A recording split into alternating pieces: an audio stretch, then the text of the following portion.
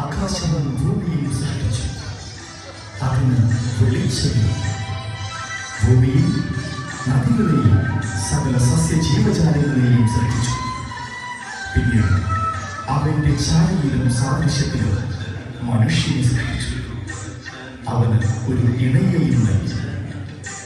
ഭൂമി നിറയെ അവന്റെ സന്തതി പരമ്പരകളെ കൊണ്ട് നിറഞ്ഞു. കാലങ്ങൾ കടന്നുപോയി. നന്മകൾ കുറഞ്ഞ മനുഷ്യൻ തിന്മകൾ ചെയ്ത് അകർമ്മകളായി വേർച്ച ആരംഭിച്ചു. ഭൂമി പാപികളെ കൊണ്ട് നിറഞ്ഞു. ഒടുവിൽ ദൈവം ലോകപാപ പരിഹാരത്തിനായി സ്വതന്ത്രനെ തന്നെ ഭൂമിയിലേക്ക് അയക്കാൻ തീരുമാനിച്ചു. ആ ദൈവപുത്രന്റെ ജനനത്തിന്റെ ഓർമ്മ പുതുക്കൽ ഞങ്ങൾ ഇവിടെ അവതരിപ്പിക്കുന്നു. കാലിത്തൊഴുത്തിലെ ദൈവപുത്രൻ.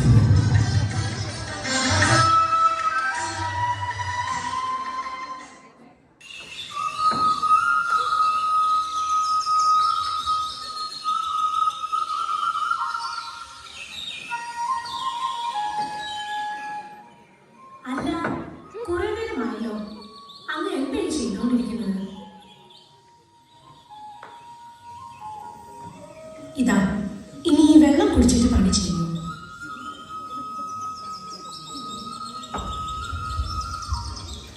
നമ്മുടെ മകന് വേണ്ടി ഞാനൊരു കളിപ്പാട്ടം തയ്യാറാക്കുകയായിരുന്നു. അതെ, ഇത് 9ാം മാസമാ. അവനിങ്ങ് വരാറായി കേട്ടോ. അമ്മേ, എന്താ പറയാം? എന്താ പറ്റിയത്? കുഴപ്പമൊന്നുമില്ല. കളിപ്പാട്ടമെന്ന് കേട്ടതുകൊണ്ടാണെന്ന് തോന്നുന്നു. അവൻ അകത്ത് കിടന്നൊന്ന് കുതിച്ചു ചാടിയതാണ്. നമ്മൾ ഒത്തിരി ശ്രദ്ധിക്കേണ്ട സമയമായത്. താൻ അവിടെ ചെന്നിരിക്കൂ. അധികം ഓടി നടക്കുന്നു വേണ്ടട്ടോ.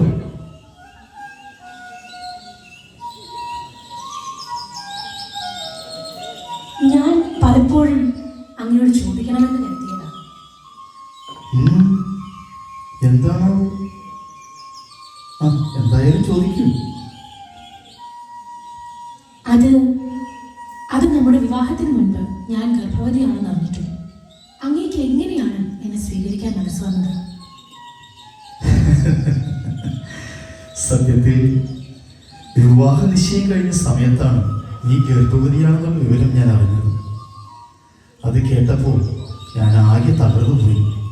മനക്ലേശവും അപമാനവും സഹിക്കാതെ നിന്നെ എങ്ങനെയെങ്കിലും ഉപേക്ഷിച്ച് ആരും അറിയാതെ ഈ നാട് വിട്ടു പോകാൻ ഞാൻ തീരുമാനിച്ചതായിരുന്നു. അങ്ങനെ ആകെ വിഷമിച്ച് ഉറക്കമില്ലാതെ കിടന്ന ഒരു രാത്രി ഒരു ദൈവദൂതൻ എനിക്ക് പ്രത്യക്ഷപ്പെടുകയുണ്ടായി. കന്യകയായ നീ ഗർഭം ധരിച്ചിരിക്കുന്നത് പരിശുദ്ധാത്മാവിനാലാണെന്നും നീ ഒരു പുത്രനെ പ്രസവിക്കുമെന്നും അവൻ തന്റെ ജനത്തെ അവരുടെ പാപങ്ങളിൽ നിന്ന് മോചിപ്പിക്കുമെന്നും പറഞ്ഞു. ജനിക്കാൻ പോകുന്ന ശിശുവിന് യേശു എന്ന് പേരിടണം എന്നുകൂടി ആ ദൈവദൂതൻ അരുളി ചെയ്തു. കൂടാതെ നിന്നെ സ്വീകരിക്കാൻ ഒരിക്കലും മടി കാണിക്കരുതെന്നും എന്നോട് ആ ദൂതൻ ആവശ്യപ്പെട്ടു. വിവാഹനിശ്ചയം കഴിഞ്ഞ സമയത്ത് ദൈവദൂതൻ പ്രത്യക്ഷപ്പെട്ടു. ഞാൻ പരിശുദ്ധാത്മാവിനായി ഗർഭവതിയാണെന്ന് പറഞ്ഞപ്പോൾ ശരിക്കും ഭയന്നുപോയി. പിന്നീട് ദൈവപുത്രനാണ് എന്റെ ഉദരത്തിൽ ജന്മമെടുത്തിരിക്കുന്നത് എന്നത് ഓർത്തപ്പോൾ സന്തോഷം കൊണ്ട് എന്റെ മനസ്സ് ആകെ നിറഞ്ഞു. ഞാൻ എത്ര ഭാഗ്യവതിയാണെന്ന് അപ്പോൾ ഓർത്തു. അതെ, ഈ ലോകത്തിലെ ഏറ്റവും ഭാഗ്യം ചെയ്ത മാതാപിതാക്കൾ അത് നമ്മളായിരിക്കും. ലോകരക്ഷകനായ ദൈവപുത്രന്റെ മാതാപിതാക്കളാകാൻ ആ ദൈവം ഈ നമ്മളെയാണല്ലോ തെരഞ്ഞെടുത്തിരിക്കുന്നത്. ജനങ്ങളുടെ ശ്രദ്ധയ്ക്ക് രാജവിളംബരമാണല്ലോ ആ കേൾക്കുന്നത്. എല്ലാവരും ശ്രദ്ധിച്ചു കേൾക്കുക. മഹാരാജാവ് ഓഗസ്റ്റ് സീസൺ പുറപ്പെടുവിക്കുന്ന കൽപ്പന എല്ലാ ജനങ്ങളും താങ്കളുടെ നഗരങ്ങളിൽ പോയി താങ്കളുടെ പേരെഴുതി ചേർക്കേണ്ടതാകുന്നു. ഇതിൽ ആരെങ്കിലും വീഴ്ച വരുത്തിയാൽ രാജാവിന്റെ അപ്രീതിക്ക് മാത്രമാകുകയും കടുത്ത ശിക്ഷയ്ക്ക് വിധേയമാവുന്നതുമാണ്. ദൈവം, ഇത് വല്ലാത്ത പരീക്ഷണമാണ്. പൂർണ്ണ ഗർഭിണിയായ മറിയത്തെയും കൂട്ടി കാതകൾ അകലെയുള്ള എന്റെ നഗരമായ ബെത്ലഹേമിലേക്ക് എങ്ങനെയാ പോവുക? അങ്ങ് വിഷമിക്കാതിരിക്കും. നമുക്ക് പോയല്ലേ പറ്റൂ. ഇല്ലെങ്കിൽ രാജാവിന്റെ അപ്രീതിക്ക് കാരണമാണ്. യാത്രാമധ്യേ ദൈവം നമ്മളെ കാത്തുകൊള്ളും. പിതാവേ, അങ്ങ് ഞങ്ങൾക്ക് തുണയായിരിക്കണം. അറിയാം, വരൂ, നമുക്ക് യാത്രയ്ക്കുള്ള തയ്യാറെടുപ്പുകൾ നടത്താം.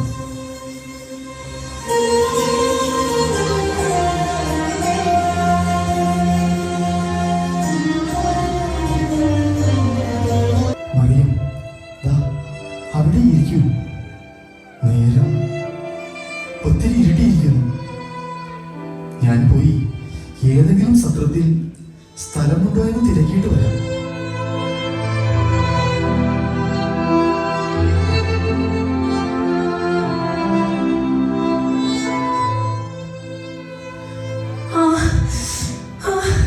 അമ്മേ, എനിക്ക് വേദന സഹിക്കാൻ കഴിയുന്നില്ല. യഹോവേ, അങ്ങയുടെ പുത്രന് വേണ്ട കരുതൽ നൽകാൻ എനിക്കാവുന്നില്ലല്ലോ. രാവേറെയായി അദ്ദേഹത്തെ കാണുന്നില്ലല്ലോ. അമ്മേ, മറിയം, എല്ലായിടത്തും തിരഞ്ഞിട്ടും നമുക്ക് താമസിക്കാൻ ഈ നഗരത്തിൽ ഒരിടം കണ്ടെത്താൻ എനിക്ക് സാധിച്ചില്ല. എന്റെ പിതാവേ, ഞാനിനി എന്താ ചെയ്യുക? പൂർണ്ണ ഗർഭിണിയായ ഇവളെയും കൂട്ടി ഞാൻ എങ്ങോട്ടാ പോവുക? അങ്ങയുടെ പ്രിയപുത്രന് പിറന്നു വീണാൻ ഈ ഭൂമിയിൽ ഒരിടം കണ്ടെത്താൻ എനിക്ക് സാധിക്കുന്നില്ലല്ലോ.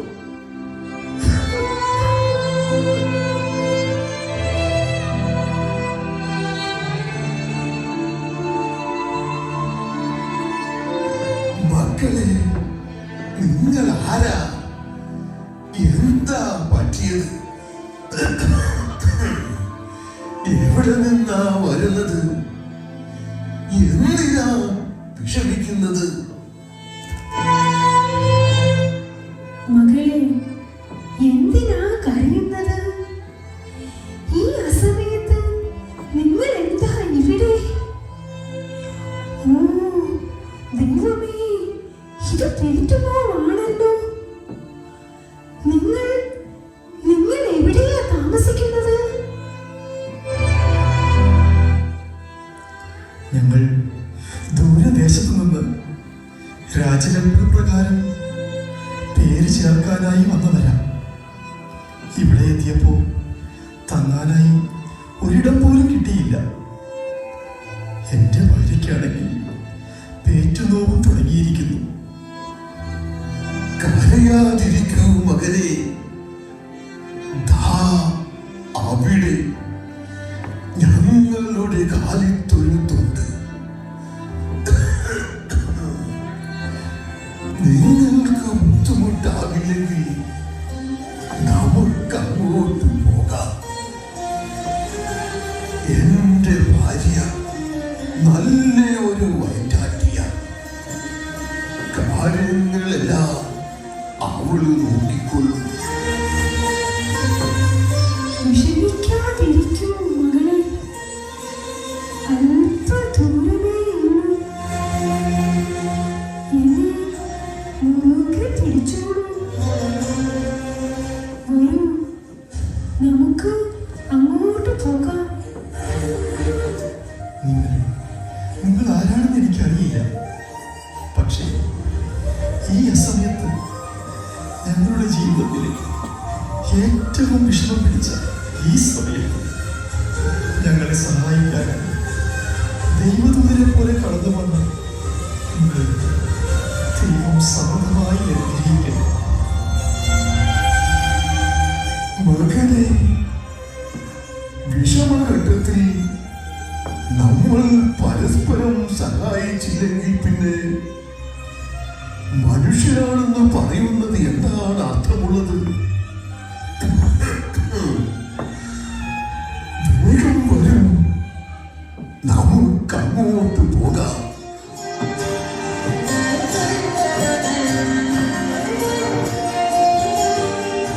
യഹോവേ, അങ്ങയുടെ നാമം മഹത്വപ്പെടട്ടെ. എവിടെ എവിടെ ഞങ്ങളുടെ പ്രിയപുത്രൻ?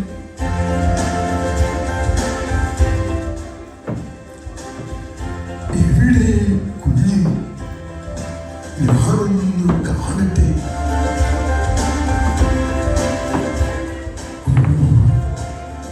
എന്തൊരു ദിവ്യത്വമുള്ള കുഞ്ഞ്! ഇവനെ കാണുമ്പോൾ തന്നെ മനസ്സ് സമാധാനവും സന്തോഷവും കൊണ്ട് നിറയുന്നു.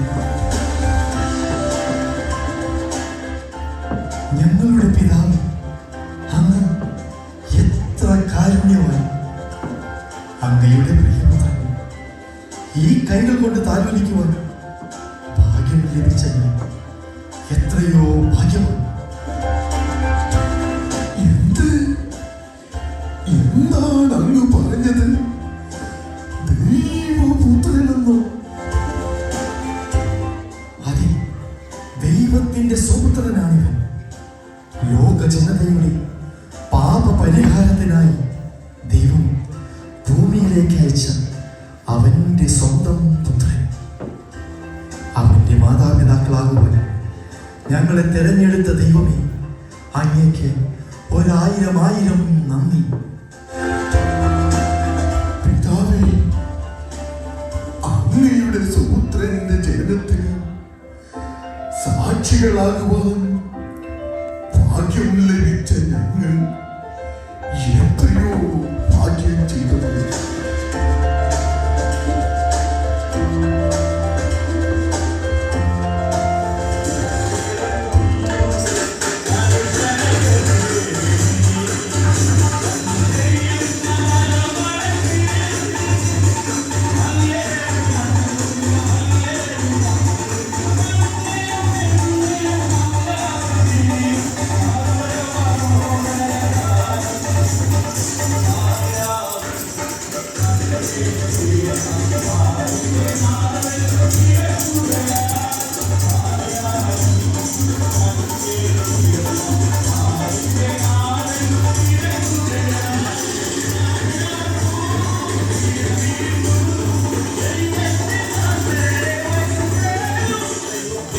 ആരൊക്കെയോ ഇങ്ങോട്ട് വരുന്നുണ്ടല്ലോ.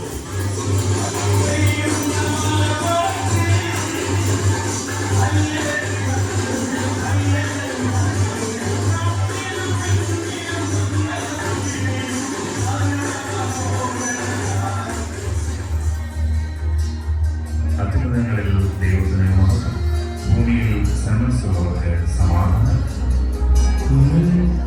നിങ്ങളെല്ലാം ആരാണ്?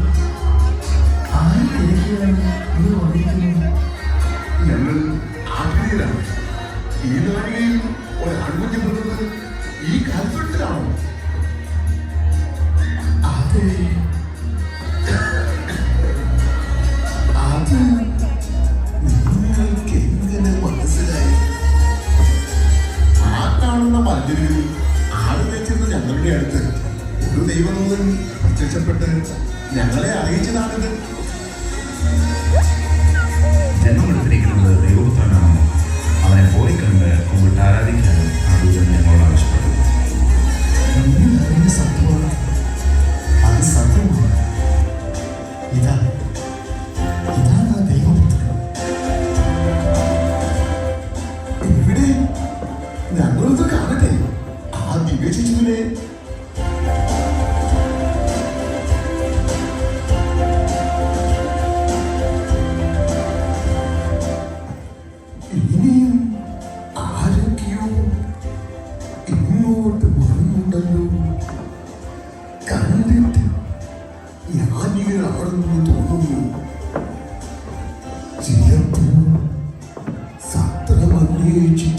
വന്നവരായിരിക്കും.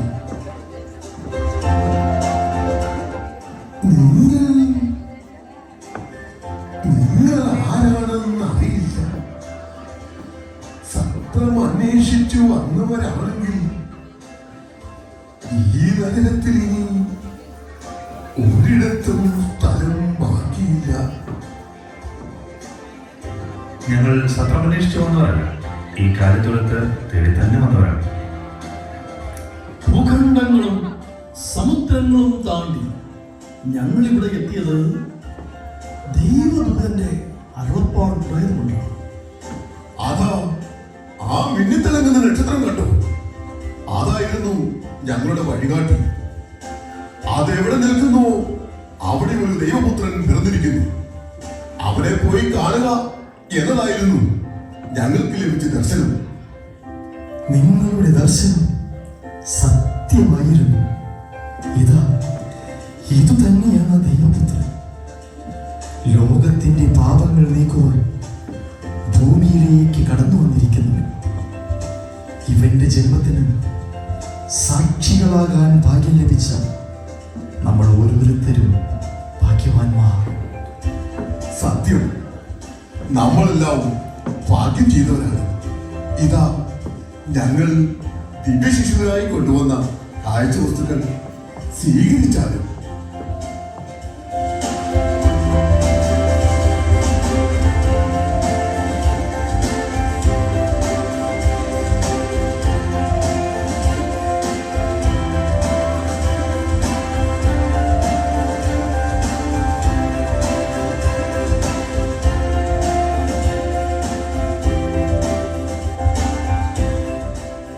അല്ല, ഈ ദിവ്യ ശിശുവിന്റെ പേരെന്താണ്?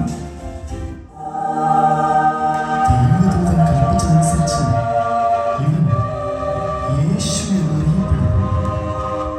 ഇതാ ഇവൻ എന്റെ പ്രിയപുത്രൻ. ഇവനിൽ ഞാൻ സംപ്രീതനായിരിക്കുന്നു.